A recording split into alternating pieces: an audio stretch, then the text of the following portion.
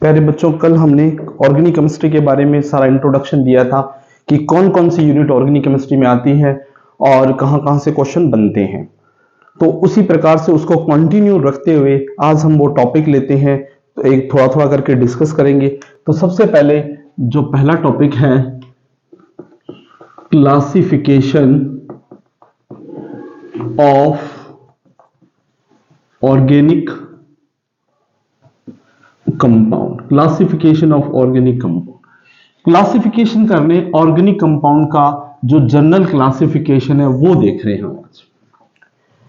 जब हम organic compound का क्लासिफिकेशन करते हैं तो यहां से भी क्वेश्चन बनने की टेंडेंसी बहुत होती है। इसको दो पार्ट में डिवाइड किया गया है, open chain compound, open chain compound, और दूसरे होते हैं closed chain compound. Open chain compound and closed chain compound. Open chain compound में हम जो लेते हैं इनको एक और नाम दे सकते हैं, एसाइक्लिक कंपाउंड। एसाइक्लिक यानी इनकी चेन खुली होती है, इसमें कोई भी रिंग नहीं होती है, इनके अंदर फर्स्ट कार्बन लास्ट कार्बन से जुड़ी हुई नहीं होती, इसलिए हम इसको ओपन चेन कंपाउंड कहते हैं, एसाइक्लिक कंपाउंड कहा जाता है। और इनको हम तीन पार्ट में डिवाइड करते हैं, एल्कीन, एल्कीन और एल्काइन, इसमें डिवाइड करते हैं, तीन पार्ट में डिवाइड किया। Open chain compound, acyclic compound, alkene, alkane, alkene और एल्काइन में डिवाइड किया। इनको एक और नाम दिया जाता है aliphatic, aliphatic compound.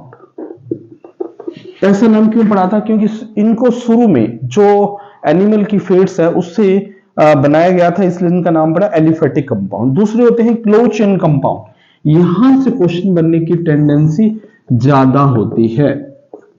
Close chain compound ये फिर दो प्रकार के होते हैं, एलिसाइक्लिक कंपाउंड, एलिसाइक्लिक कंपाउंड, और दूसरा होता है एरोमेटिक कंपाउंड।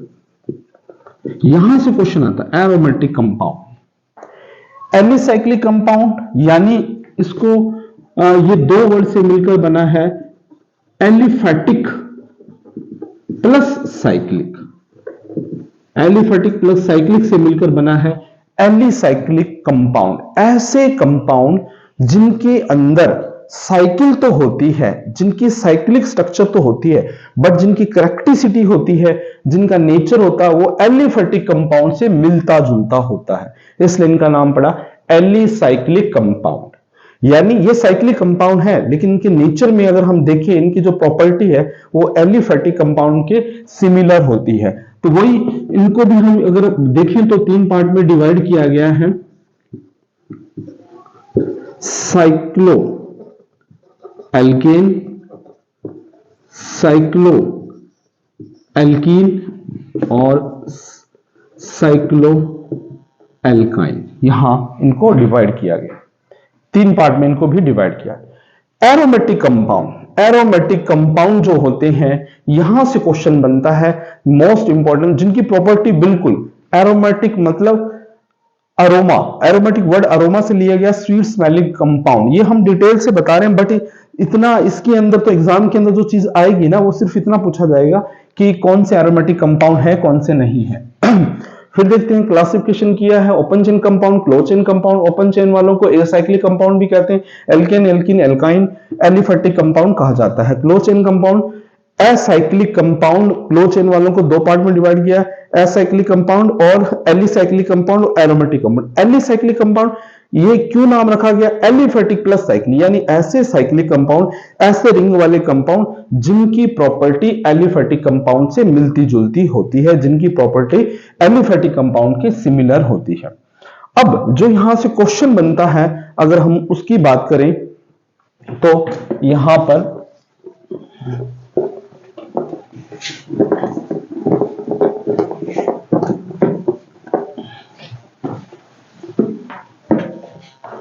यहां पर एरोमेटिक, जहां से क्वेश्चन बनता है एरोमेटिक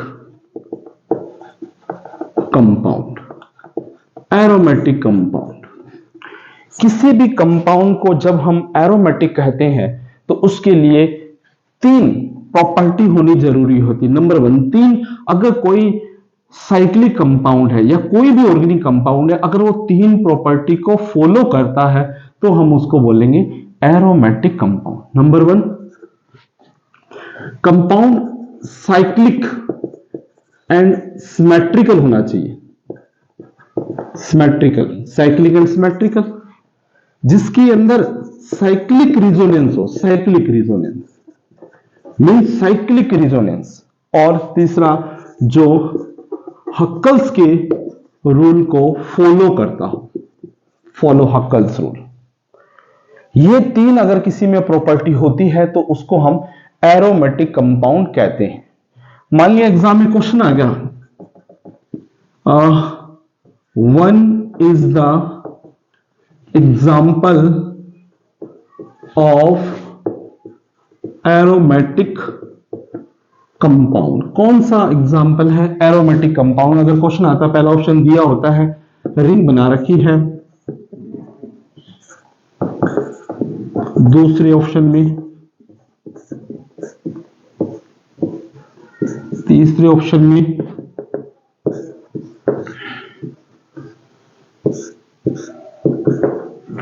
और फोर्थ ऑप्शन में।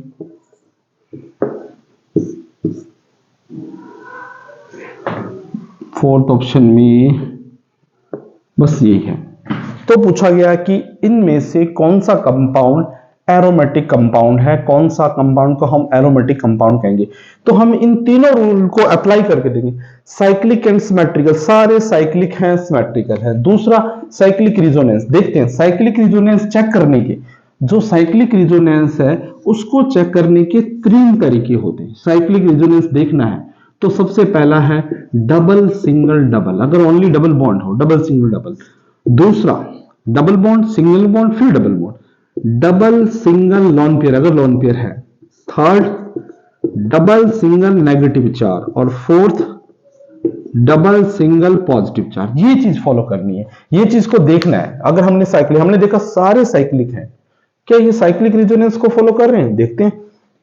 Double single positive, double single, ये फॉलो हो रहा है। Double single positive, double bond, single bond, positive. इधर से चलता हूं, डबल सिंगल पॉजिटिव है इसमें। दूसरे में double single double, double single double, ये डबल सिंगल, ये भी फॉलो कर रहा है, साइक्लिक रिजोनेंस है।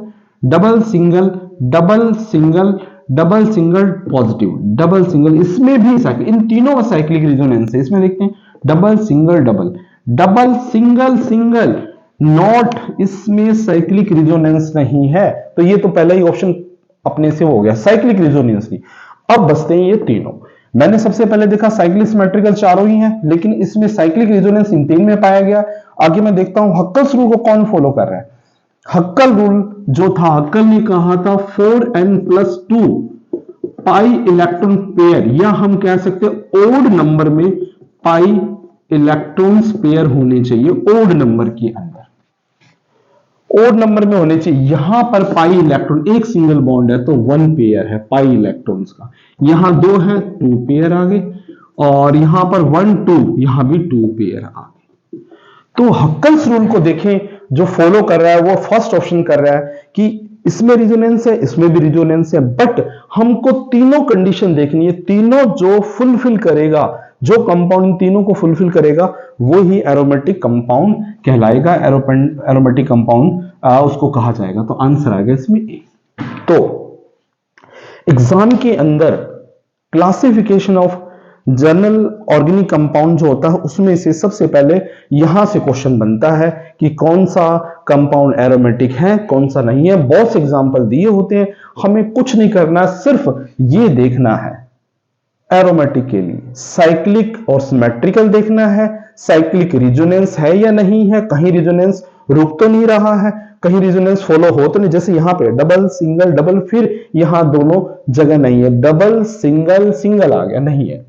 दूसरा हक्कल रूल को फॉलो करना चाहिए, यानी ओड नंबर में पाई इलेक्ट्रॉन पेयर्स होने चाहिए। यहां एक डबल बॉन्ड है तो 1 पेयर हो गया, यहां 2 डबल बॉन्ड है 2 पाई इलेक्ट्रॉन पेयर्स हो गए, यहां भी 2 पेयर हो गए। जबकि हक्कल्स रूल कह रहा है कि ओड नंबर में होने चाहिए, तो सबसे पहले कौन सा आ गया, ए ऑप्शन हो गया। तो इस प्रकार से हम अगर जर्नल ऑर्गेनिक केमिस्ट्री की बात करें तो उसमें से ये क्वेश्चन सबसे इंपॉर्टेंट बनता है कि कौन सा एरोमेटिक कंपाउंड है या नहीं है। बहुत सारे एग्जाम्पल दिए होते हैं, जैसे कई बार ऐसा भी दिया जाता है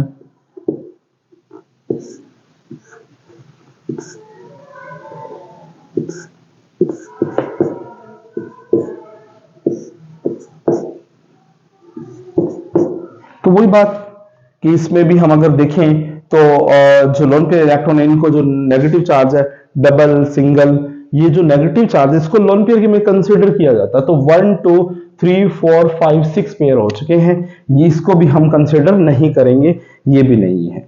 तो इस प्रकार से हम कह सकते हैं जनरल जो क्लासिफिकेशंस है ऑर्गेनिक कंपाउंड का, उसमें इस प्रकार से क्वेश्चन पूछा जाता है। ओके, आगे देखते हैं दूसरे यूनिट में।